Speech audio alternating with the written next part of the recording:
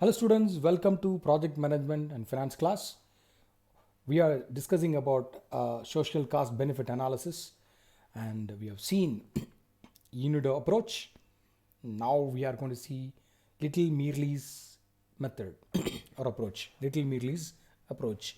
So this is very important method which has been adopted worldwide and um, UNIDO, people are using this little Mirrlees method. Hereafter I will say LM approach, and this is Muthu, Dr. Essaki Muthu, adjunct faculty AC. Let us start discussing about little Mirrlees method. So the LM approach provides a comprehensive framework like UNIDO for social cost benefit analysis SCBA in developing countries.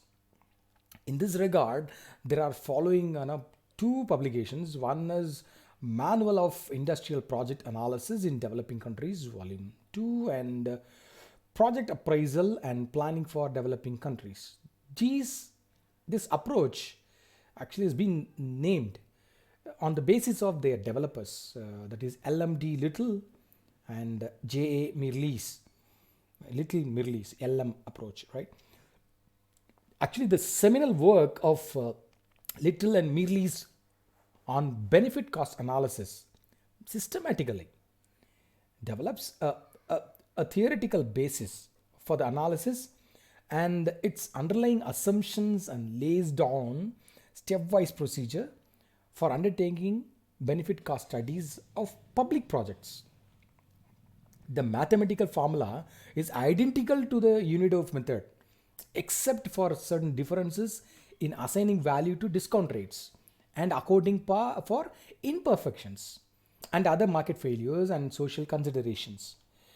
Like UNIDO guidelines, the Little Mirrlees method also suggests valuation of project investment at opportunity cost, shadow prices of resources to correct distortion due to the market imperfections. Both the methods make use of border prices to correct distortions with a major difference. While Little Mirrlees express the numerator in terms of border prices, dollars, in foreign currencies, the guidelines recommend that the foreign exchange values to be calculated in terms of domestic currency. Okay, so the LM approach will say the numerator in foreign currency, dollar only, whereas the UNIDO guidelines recommend the foreign exchange values to be calculated should be converted into domestic currency. This LM Little and Mirrlees have also suggested an elaborate methodology for calculating shadow prices of non-tradables. Use of detailed input-output tables is suggested with a view to tracing down the chain of all non-traded and traded inputs that go into their production. However, in case of non-availability of detailed input-output tables, a conversion factor based on the ratio of domestic cost of representative items to world prices of these items could be used for approximation of shadow prices of non-traded resources. Little and Mirrlees believe that in all less developed countries, one of the major criteria for choice of a project should be its ability to generate savings. And hence, the Little Mirrlees method suggests the use of accounting rate of interest to calculate present worth of future annuities of savings and consumption. Guidelines, UNIDO guidelines, on the other hand, do not make any adjustment for consumption and savings impact of project investment. Unlike 5 stages of UNIDO, the Little Mirrlees procedure is relatively more practical. Although, unlike the UNIDO guidelines, it does not provide sufficient insights by examining project investment from a different angles. The core of this approach is that the social cost of using a resource in developing countries differs widely from the price paid for it. Hence, it requires shadow prices to denote the real value of resources to society. So, what are the features of LM approach? LM numeraire, okay, is present uncommitted social income. LM methods opt for savings as a yardstick of their entire approach. Present savings is more valuable to them than present consumption, since the savings can be converted into investment for future. Actually, the LM approach rejects the consumption numeraire of Unidom approach, because since the LM exponents feel that the consumption of all level is valuable. This approach measures the cost and benefits in terms of international or border prices, dollars only. Why do they prefer border prices? Because that the border price represents a correct social opportunity cost or benefits of using or producing traded goods. Anyhow, you are going to use a traded good, so always you keep the values in terms of dollars only, or the border prices only. So how do we do the social cost benefit analysis using LM approach?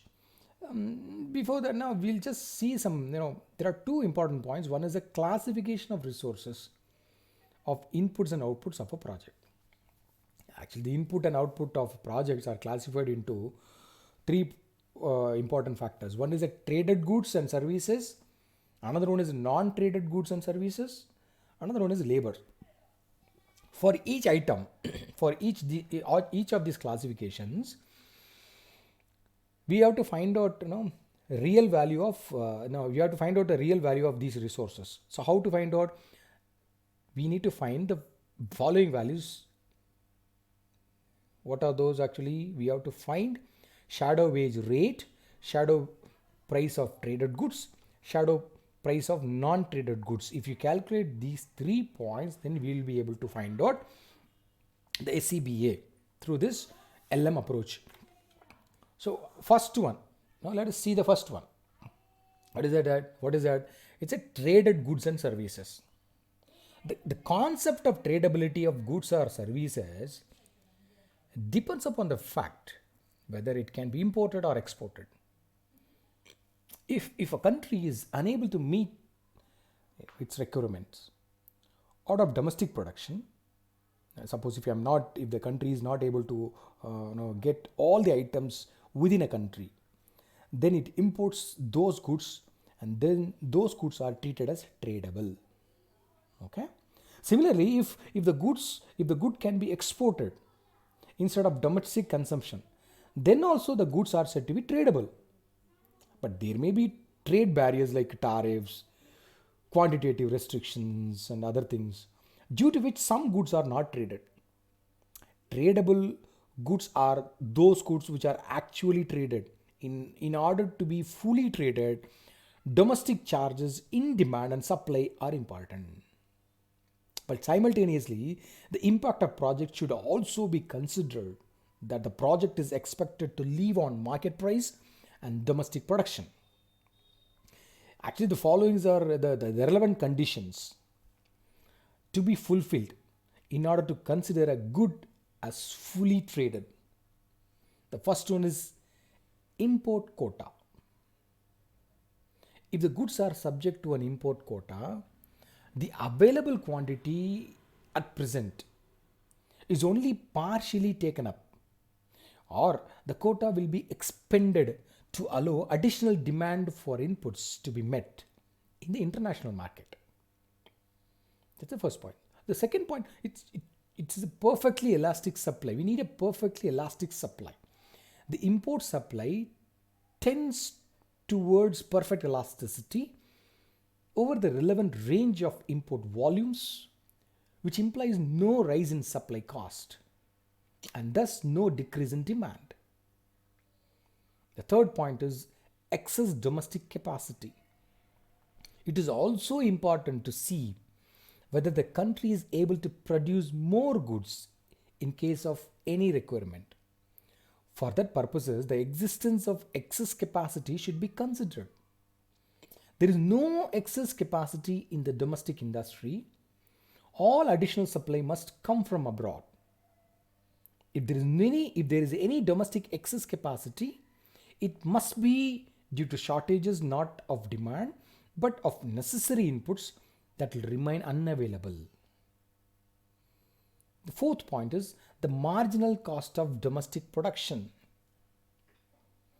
If the additional demand occurs inland, the import price including transport costs from the port of entry do not exceed the marginal cost of local production, so that the imported goods are still cheaper. The fifth point is marginal cost of purchase. The important price of the input, including taxes, is less than the domestic marginal cost of purchase, including taxes, profit margins, other things. So these are the 5 points relevant conditions to be fulfilled in order to consider a good as fully traded. Okay. So the second one is non-traded goods and services. The non-tradable goods are those goods whose real domestic cost of production together with its international transport costs is too high to permit export actually, and too low to make import attractive. The non-traded goods are tradable goods which are not traded because of the trade policies of the country. It means the tradable goods that are not freely traded today will not be freely traded in future and should be treated as non-tradable goods. Now, how to segregate the tradable and non-tradable? The inputs are segregated into tradable and non-tradable on the following lines. Now, there are 5 points. One is the raw material and stores. These are in general treated as traded goods. The second one is power, fuel, and water. These are treated as non-traded goods except when the cost of the fuel is significant. It becomes a tradable good. The third one is repairs and maintenance. Generally a non-traded item, we cannot.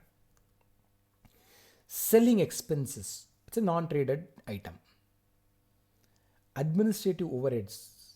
Administrative overheads contain two components. One is a labor cost. Another one is other expenses other than labor cost. The labor cost is included in the value added, therefore it is not considered. The other expenses like rent, telephone, telegraph, all treated as non-traded items. So if you look at that, the traded items are raw material, stores are traded items. Other than that, only fuel may come. After that fuel, all are non-traded items actually. So next one is, third point is the labor. Like other goods and services, the principles of shadow pricing are also applicable on labor. Basically, labor should be considered as a service and not goods. But for the purpose of shadow pricing, the principles of shadow pricing used for goods, the same thing is used for labor also. In respect of any project, manpower is required and in addition to other inputs, definitely. It means the labor is hired for the project. The analyst must consider the project's impact on the rest of the economy when it hires labor. Now, there are three possible impacts on the rest of the economy when the labor is hired, depending upon the situation. So, the first situation is labor taken from employments, other employments. It refers to situations where work is already employed and thus it is necessary to consider the production that would be given up if they left to work in the proposed project. It means it will have impact of taking labor away from other users. That's the first one. Second situation is induce the production of new workers. In this case, the workers already working in other employment are not affected, but other projects and industries are also not affected. This has impact of improvement of productivity of underemployed workers, urban employment of rural workers, or skilled employment of previously unskilled. It is related with the use of unutilized manpower available with the country. The third situation is hiring from abroad. Another way of hiring a labor may be neither to take a labor from other employment nor to induce new workers. Rather, the hiring of workers is made from abroad. It has a clear-cut economic cost. So, what is LM's criterion to use world prices as a part of a CBA in order to calculate the cost and benefit of the project? The market values of inputs and outputs are used. But these market values may not reflect their true value. That's why shadow prices are used. Now, in the process of production of goods and services, domestic as well, as imported goods are used. Similarly, the benefits may also be in two prices. In order to avoid this problem, this Little and Mirrlees advocate the use of world prices. What is it? What are those actually? Shadow. I said right, shadows. So now, what are the things are calculated? Things are calculated. Shadow wage rate. I said there are 3 points. 3 points to be calculated. The first one is the shadow wage rate. SWR. The reason for computing the shadow wage rate is to determine the opportunity cost of employing an additional worker in the project. For this, we have to determine first one. I'm talking about wage rate. Okay, additional worker in the project. For this, we have to determine the value of the output foregone due to the use of unit of labor. The second one is determine the cost of additional consumption due to the transfer of labor. So if we calculate these two, we'll get the wage rate. This is important, but a difficult factor in social cost benefit analysis, and maybe it's a function of several factors actually. So the marginal productivity of labor is one factor. The cost associated with urbanization, that's other factor. Next factor is the cost of additional amount committed to consumption. When the consumption of worker increases as a result of the higher income he enjoys in urban employment. The LM has suggested one simple formula for calculation of shadow wage rate. SWR is C dash minus 1 by S into C minus M. It's a simple equation where SWR is a shadow wage rate and C dash is the additional resources devoted to consumption. 1 by S is a value of unit of committed resource. M is a marginal product of wage earner. But the above formula, this formula can be expressed as follows to make the impact of various factors on the shadow wage rate more clear. But generally, this is a formula that has been used generally by LM method. SWR is equal to M plus C dash minus C plus 1 minus 1 by S into C minus M. This is a formula. Just keep remembering the formula. The first term M represents the marginal product of labor. Okay, marginal product of labor. The shadow wage rate increase with increase in M, right? That is always there. If M increases, the marginal product in labor increases, then SWR increases. C dash minus C represents the costs of providing the consumption level of C to the worker. In other words, it's an additional cost to be incurred for providing the worker an urbanized life. What is urbanization? We'll see that. Again, higher the cost of urbanization, that is C dash minus C, higher is the shadow wage rate, right? If C dash minus C increases, then SWR increases. 1 by S is the value of each unit of committed resource. Higher the value, lower the shadow rate. If C is greater than M, okay? If C is greater than M, higher the value. So LM suggested the following formula for calculating the SWR.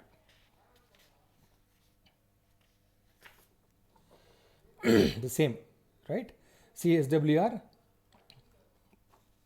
is equal to M plus C dash minus C plus 1 minus 1 by S into C minus M. Here M is the marginal productivity of wage earner. C dash minus C is the cost of urbanization, I said. 1 minus 1 by S into C minus M is a cost of additional committed consumption. C dash is the additional resources devoted to consumption. C is the consumption of wage earner. 1 represents the value of uncommitted resources. 1 by S is the value of committed resources. C minus M is the additional consumption of labor. C dash, what is C dash? Transportation system, that is road construction and motor vehicles. Minus C dash minus C. It's a example for C is a bus rent. So you see that the road construction is a big work, right? That becomes a cost of urbanization. The difference between these two, that is road construction, number of motor vehicles, bringing all transportation system, minus bus rent will give you more buses, right? Will give you the cost of urbanization actually. So that is a very important parameter in this particular shadow wage rate. Now let's look into the shadow price of traded goods. Shadow price of traded goods is simply its border or international price. If the good is exported, its shadow price is its FOB price. If the good is imported, its shadow price is its CIF price. The marginal export revenue is substituted for the FOB price if a foreign demand is not perfectly elastic, and if the foreign supply is not perfectly elastic. The border prices is that the border prices represent correct social opportunity costs or benefits of using or producing a traded good. So let's see the shadow price of non-traded goods. Shadow prices of non-traded goods actually are defined in terms of marginal social cost and benefit. It's a non-traded good, right? So it's a marginal social cost and benefit. The resource used to produce an extra unit of a good is a marginal cost of good.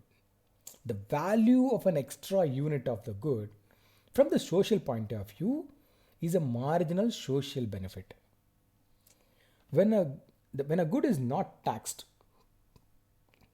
and is consumed only one income group, when a good is not taxed and is consumed by only one income group, then its marginal social benefit is equal to its market price multiplied by a factor which represents the value assigned to an increase in the income of that group vis-a-vis, and the consumption is 2:1. Then the shadow price of these non-traded output will be 2/3 marginal social cost plus 1/3 marginal social benefit.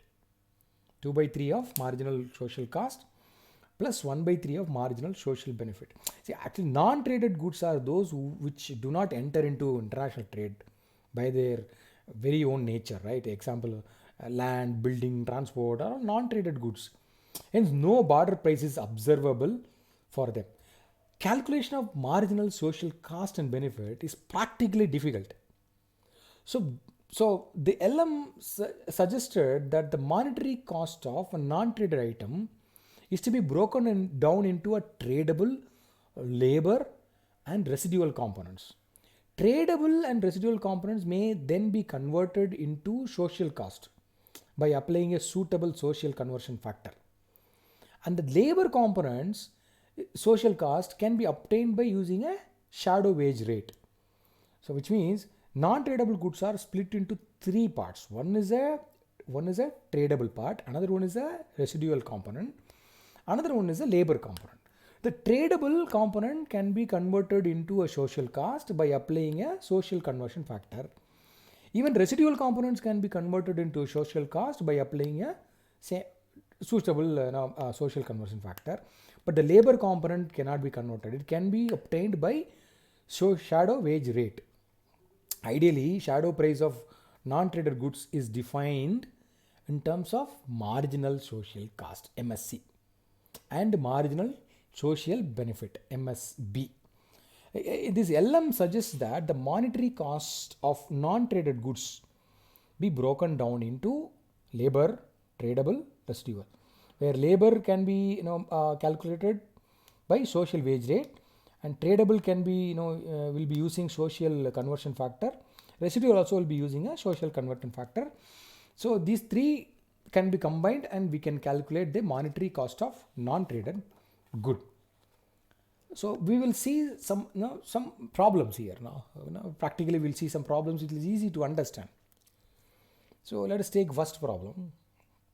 LM approach suggests considering marginal productivity of labor, cost associated, and the cost of having an additional amount committed to consumption. While doing the social cost benefit analysis using LM approach, an economist has collected the information that some 5 important factors he has collected. One is a worker's wage, W is 30 rupees. Output forgone, WI is 9 rupees. Investment forgone, ARC is 0.7. Standardized distributional weight, DI by V is 1.5. Conversion factor, ERW is 0.9. So translating wage measured in market prices into foreign exchange equivalent actually. So considering the SCBA approach given by LM, you are required to find out economic wage rate, EWR, extra social cost element, social wage rate, SWR. You have to calculate these three. So how to calculate EWR? First one. We will try to find out a solution now. So EWR can be calculated like it's an output forgone economic wage rate into conversion factor. That is output forgone is WI. And conversion factor is ARW, 0.9. Okay, that's a conversion factor. So output forgone into conversion, you are converting. Output forgone is a wage rate, right? 9 into 0.9 is 8.1 rupee. That's the first one, economic wage rate. Extra social cost element. The formula is W minus WI minus W minus WI into DI by V. It's like A minus AB. Simple. A is W minus WI, that is 30 minus 9. B is DI by V, it is 1.5 already given. So A minus AB, it is A into 1 minus B. So A is 21. Okay, fine. 1 minus B is 1 minus 1.5. It becomes 0.5 minus 0.5. So 21 into minus 0.5, it becomes minus 10.5. So that is a thing. Now this value is to be multiplied by ARC. This value, it is minus 10.5, should be multiplied by ARC. That means the evaluation is to be made at the economic price. Then it gives the following. It is minus 10.5 into 0.7. It's an investment forgone, ARC. It is equal to minus 7.35. This is a extra social cost element. So what is the social wage rate then? The social wage rate is a sum of these two, EWR and social cost.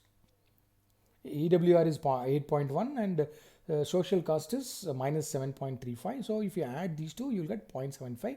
0.75 is your social wage rate. It's a simple, so simple. We can calculate the social wage rate. So I'll give you another example. Now I'll give you another example. Here also, consider the following information in relation to a project to be analyzed using a SCBA, LM SCBA. Workers' wage is W is equal to 60. Again, output forgone is WI is 18. Investment forgone ARC is 0.6 and standardized distributional weight DI by V is equal to 1.4. Conversion rate ARW is 0.7. So on the basis of the above information, you are required to find out economic wage rate, extra social cost element, social wage rate. 3 you have to calculate now, these 3. The same thing, right? Economic wage rate is a output forgone into conversion factor. Output forgone is 1/18. Conversion factor is 0.7. So it is 12.6 rupees. Fine. Extra wage cost element is W minus WI, 60 minus 18. That's a, right? Minus I. And you have to multiply with ERC, right? Straight away, I'm doing it. Last example I have not put that. Now I'm just directly I'm putting it. Extra social cost element is W minus WI minus W minus WI DI by V into ARC. It's a value is minus 10.08. So the social wage rate is the sum of EWR and extra social cost element, which is 12.6 plus 12.6 minus 10.08 will give you 2.52. Straight away we can calculate the value. This is problem number 2. Then I'll give you another problem. It is a problem number 3. Now it is other way. Now what is that? The following information is available. Economic wage rate is 4. Social wage rate is 0.8. Conversion factor is 0.8. Find out social costs and output forgone. So we know that already, right? So it's the other way we have to find out. Social wage rate is a sum of EWR and social cost. So how to calculate the social cost? Social cost is social wage rate minus EWR. It's the other way, right? You have to send the EWR other side. So social wage rate is 0.8. EWR is 4. So the social wage rate is minus 3.2. Okay. What is economic wage rate? We calculated, right? Output forgone into conversion factor. Now what do we have to find out? Output forgone. Output forgone is economic wage rate divided by conversion factor. What is economic wage rate now? Economic wage rate is 4, right? And then conversion factor is 0.8. So if you do that, you will get 5. The output forgone is rupees 5 only. So it's a very simple mathematics. Simple addition, subtraction and division mathematics. Now it's so simple, I don't know. We are studying this, right? But I'll tell you one more thing that we are going to see about the accounting rate of return. A separate topic which I am going to take now. Accounting rate of return, ARR. This is a rate used for discounting the social profit. So social profit. Experience is the best guide to choice of ARR. ARR should be such that all mutually compatible projects with the positive present social value can be undertaken. What is ARR? Account rate of return. Account rate of return is the average net income. Okay, average net income, an asset is expected to generate dividend by its average capital cost, expressed as an annual percentage. ARR is a formula used to make capital budgeting decision. They typically include situations where companies are deciding on whether or not to proceed with a specific investment, a project or an acquisition, based on the future net earnings expected compared to the capital cost. So how to calculate? ARR has got a formula. The formula says that annual profit divided by average investment. Simple. Average annual profit. You are trying to find out a profit, that too annually. It's an annual profit. And for so many years you are taking, it's an average annual profit. Then you have to divide by the investment. Every year you would have done some investment, right? So it's an average investment. Take an average investment. Take annual average annual profit. You just find the ratio between these two. That is a ARR. So average annual profit is a total profit over investment period divided by number of years. Now some 12 years you would have every year you would have invested for 12 years. Then total profit every year we would have got a profit, and during that time some investments are made. So that's an investment period divided by number of years. Total profit divided by number of years. Average investment is a first year book value of first year, book value of end of useful life divided by 2 years. Simple. So what are the components of ARR? What are the components of ARR? If the ARR is equal to 5%, okay, this means that the project is expected to earn 5 paise for every rupee invested per year. Simple. Annual. No, it's annually it will say that account rate of return is 5%, means it will give 5 paise per rupee, right? 5%. In terms of decision making, if the ARR is equal to or greater than the required rate of return, then the project is acceptable, because company will earn at least the required rate of return. But if the ARR is less than our required rate of less than the required rate of return, then the project will be rejected. Therefore, the higher ARR, the more profitable the investment actually. I will give some examples, right? Here are examples. Some company, XYZ company, actually it is looking to invest in some new machinery to replace its current malfunctioning one. The new machine cost about 4,20,000 rupees. That would increase, if you invest 4,20,000 rupees, that will increase the annual revenue by 2 lakhs. So that, and annual expenses by 50,000. But the machine is estimated to have a useful life of 12 years and a zero salvage value. Okay, it's a total thing, right? So how to do that? How to do the ARR now? How to find ARR? So we have to find out first to calculate the average annual profit, right? What is a good thing actually? They say it is 12 years. The lifespan is 12 years machine, and it will give a annual revenue of 2 lakh rupee every year, right? It will give, if the machine is replaced, then immediately every year it will return 2 lakh rupee. But you have to spend 50,000 rupees every year. That is a different, that is expenses.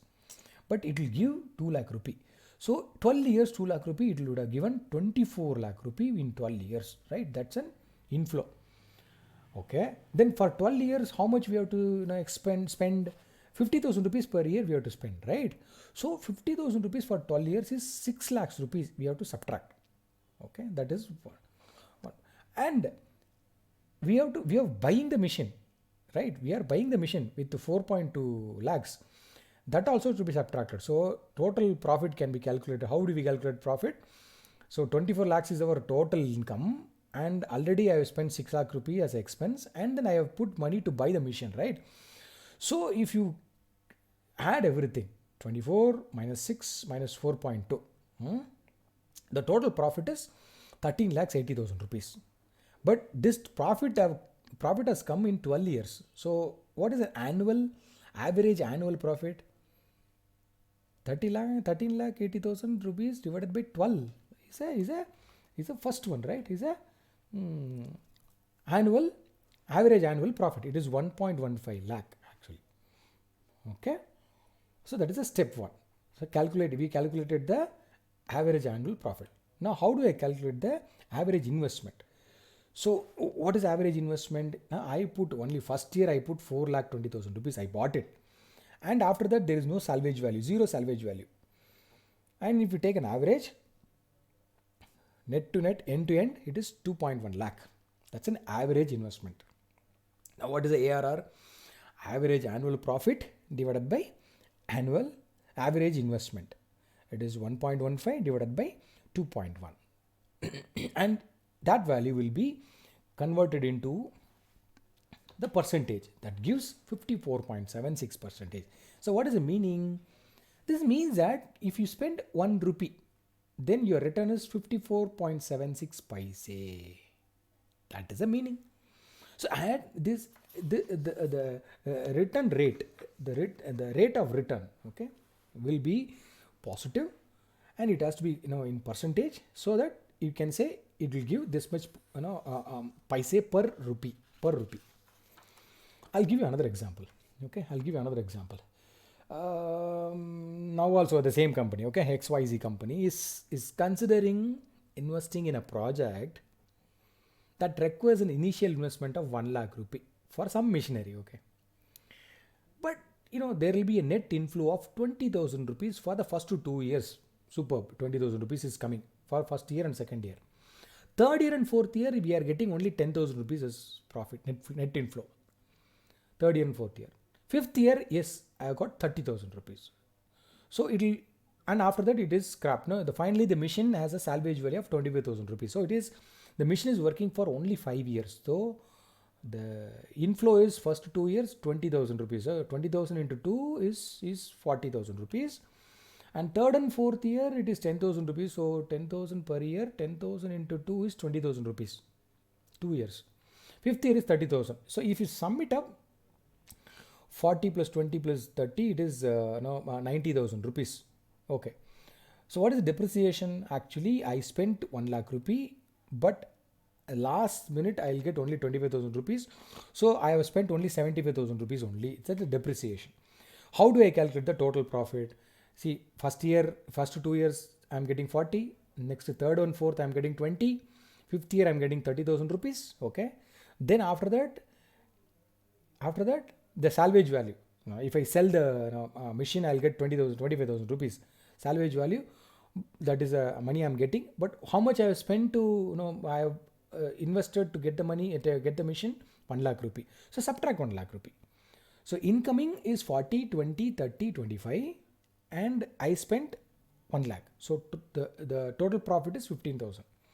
So average annual profit, this is for 5 years. So average annual profit is 15,000 by 5 is 3,000 rupees is my average annual profit. So how do I calculate the average investment? Average investment is, initially I put 1 lakh rupee, and then second time is 25,000 rupees, like salvage price. So you take an average 62.5. Okay. So what is a ARR then? ARR is average annual profit divided by average investment percentage. It's a 4.8%. It's very, very low percentage. It is 4 paise, right? Earlier we got 54 paise. Now we are getting 4 paise. It's very low value. So people will not take that actually. Will not take the project. It is not good actually. So that is about ARR. So now I'm going to compare the UNIDO and LM approach. We have seen two approaches, right? I'll tell you the same example. I have taken the same example. The cost, okay, the indigenous power equipment, cement, other construction materials, unskilled labor and skilled labor. You see that everything is same, UNIDO price. So what is the difference in the LM approach? This UNIDO approach in crores of rupees, right? That has been converted into dollar, that to a million. It just divide by 70 rupees. $1 is equal to 70 rupees. If you divide, you will get that $1 million. So 31.5 crore rupees divided by 70 rupees will give you $4.5 million. Simple. In cement, 17.25 crore rupee divided by 70 rupee will give you $2.46 million. So I've just written that. I have written in terms of million dollar. So one shot cost is 84.75 in UNIDO approach. So you know that, right? The power equipment costing about 30 crore, but the equipment has been exported at $4.5 million. The shadow price per dollar is 70 rupees. So $4.5 million into 70 rupees per dollar is equal to 31.5 crore rupee. And the second one is a cement, 30,000 tons of cement produced indigenously are used in the project at a cost of rupees 6,000, but 50% of the cement will come from additional domestic production, which cost 5,000 per ton, and another 50% will come from diversion from other consumers who are willing to pay 6,500 rupees per ton. So the shadow price per dollar is 70 rupees. So 50,000 ton into 5,000 plus 15,000 ton into 6,500 will give you 17.25 crore. We have seen that already. And other construction materials, sand, brick, steel, cost 20 crore rupee, but these materials come from an additional production, and additional production cost is 15 crore only. So the 2 million man days, that has been converted into 16 crores. You know that it is 80 rupees per day, right? We have seen that in UNIDO approach. That's the same thing we have taken. Skilled labor also 5 crore. So operating and maintenance cost is 7.5 crore annually. Actually, it is 6.5 crore from the social viewpoint. So if you calculate, put together, everything is in crore, and this side LM approach has got $1 million. So what is the benefits? Now, if you look at the benefits, irrigation, yes, 25 crore, electricity 15 crore, flood relief 2 crore, but in LM approach, this has been converted into $1 million, which is $3.57 million for irrigation, $2.14 for electricity. Just divide 15 by 70, you will get $2.14 million, right? Food relief is 2 crore divided by 70 will give you 0.29 million dollar. So the 0.5 million acres of land will be irrigated, and the government will charge the water levy at rupees 150 rupees per acre, but the value of additional output per acre due to the irrigation will be 500 per acre. We have seen that, right? 50,000 acres into 500 per acre will give you 25 crore. The 100 million unit of electricity will give you 15 crore rupee, right? And the flood damages that can be saved to 2 crore annually. So these are, the comparisons.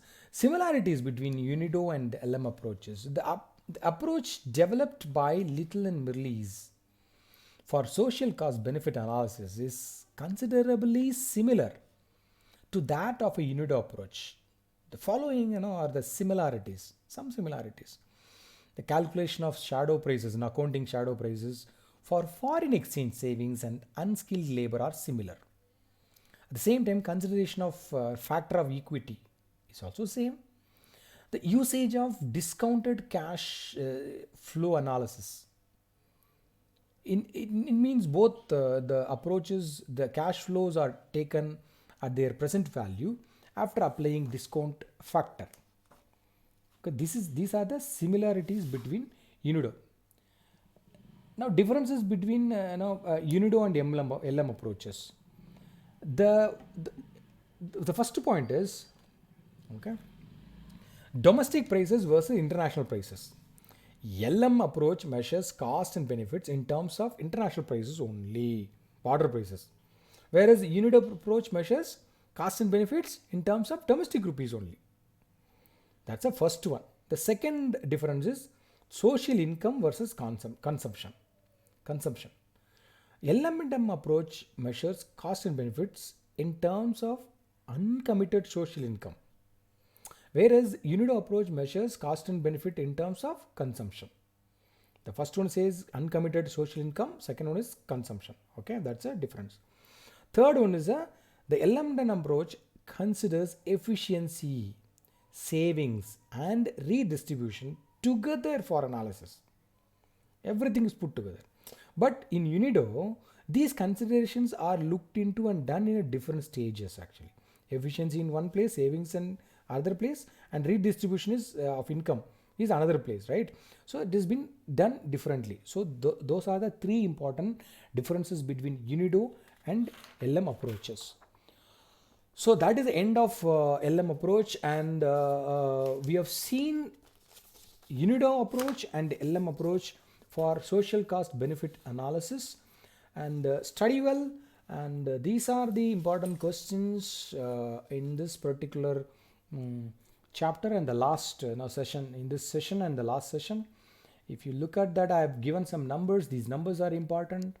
3A7 is A means 2 mark question, 3 is third unit, 7 is 7th question, and I like that. So I am preparing some few examples here.